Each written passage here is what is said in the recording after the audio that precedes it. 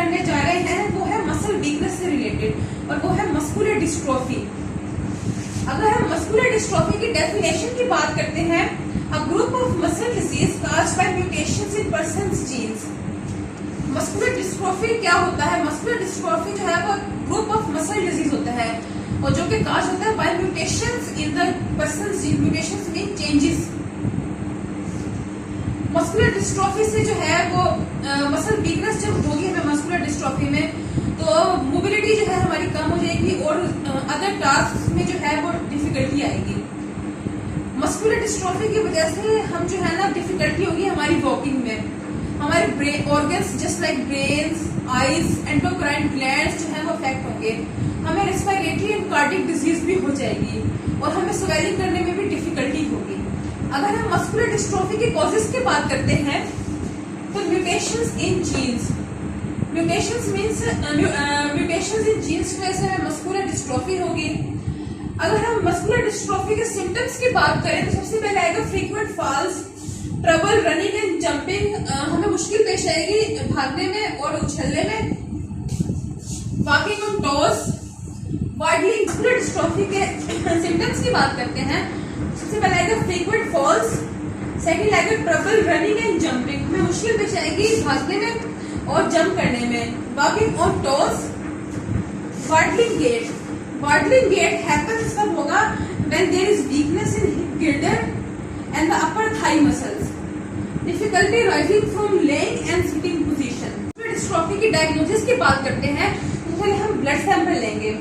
जो हमारा muscle damage हुआ है ड्यू टू मस्कुलर डिस्ट्रोफी, ठीक है, इसका मतलब है कि हमारे ब्लड में जो लेवल ऑफ क्रिएटिनिन काइनेज है वो हायर देन नॉर्मल है। उसके बाद अगर हम बात करें ब्लड सैंपल में आल्सो भी use for genetic testing. Genetic testing और जेनेटिक टेस्टिंग जो है वो आइडेंटिफाई करेगा मसल प्रॉब्लम, और जेनेटिक टेस्टिंग जो है वो आइडेंटिफाई करेगा muscle problem without the need for muscle. हम मस्कुलर डिस्ट्रोफी की डायग्नोसिस में ब्लड सैंपल के बाद अगर हम नंबर 2 पे मसल बायोप्सी की बात करें, मसल बायोप्सी में जो है हम एक वेरी लार्ज नीडल लेंगे to remove a piece of muscle tissue, ठीक है। उसके बाद जो मसल बायोप्सी जो है वो हमारी डायग्नोस करती है न्यूरोमस्कुलर डिसऑर्डर्स को, इन्फेक्शंस को that affect your muscles and other abnormalities in your muscle tissues. अगर हम मस्कुलर डिस्ट्रोफी की ट्रीटमेंट की बात करते हैं, तो हम फिजिकल एंड ऑक्यूपेशनल थेरेपी करवाएंगे। Physical therapy and occupational therapy strengthen और स्ट्रेच करेगी हमारे मसल्स को, ठीक है। हम स्पीच थेरेपी करवाएंगे उन लोगों को जिनको डिफिकल्टी होगी स्वेलिंग में। नंबर 3 पे जो है हम मेडिकेशंस यूज करेंगे। मेडिकेशन में हम कॉर्टिकोस्टेरॉइड्स यूज करेंगे। कॉर्टिकोस्टेरॉइड्स में प्रेडिसोन यूज करेंगे जो डिजीज के प्रोग्रेशन को स्लो। डिस्ट्रोफी के टाइप्स की बात करते हैं, तो सबसे पहला आता है Duchenne muscular dystrophy. Duchenne muscular dystrophy क्या होता है? Genetic disorder characterized by progressive loss of muscle. ये एक जेनेटिक डिसऑर्डर होता है, इसमें जो है प्रोग्रेसिव लॉस ऑफ मसल होता है। ये एक मल्टी सिस्टमिक कंडीशन होता है। मल्टी सिस्टमिक मतलब disease is regularly manifest without the involvement of single system. Multi system condition का मतलब हम कहेंगे कि इसमें जो है ना हमारे डिफरेंट ऑर्गन्स जो है वो इन्फ्लेम हो जाते हैं, eyes, heart, brain, lungs, affecting many parts of the body.